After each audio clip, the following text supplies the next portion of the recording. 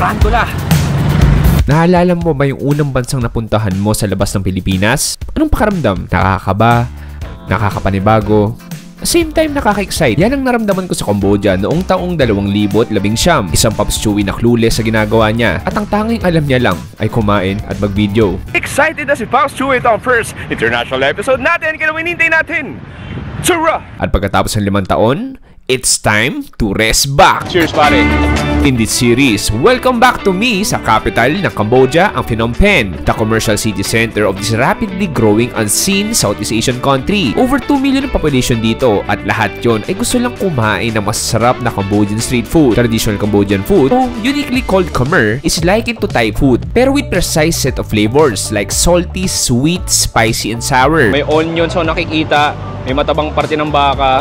Akala mo bumalik tayo ng India pero hindi, nasa Cambodia tayo. Over centuries, Cambodian cuisine has incorporated in the elements of Indian, Chinese, French, Thai, Viet, and Portuguese food. Kaya naman, sobrang rich and flavorful and somehow complex yung mga pagkain nila. I'm on a mission to find the best and cheap tasting local Cambodian street food that we can find. Changan! Changan! Visiting different local markets.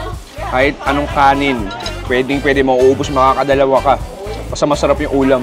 Trying unique street food sa kanto. Hita to ng baka. Oo, tama kayo. Isang malaking hita to ng baka dahil ultimate seafood galore. natin tong spicy sauce mula doon sa squid.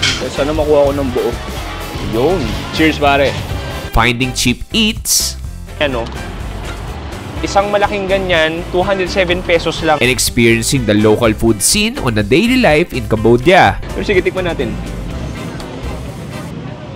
Oh, wow. Join me on a mouth-watering quest for Cambodian street food that you've never seen before. Yung tipong mapapasabi ka na lang na, ay, ang sarap pala ng pagkain sa Cambodia. Pagkatapos ng series na to, panigurado pag tinanong ka, uy, may alam ka bang Cambodian food?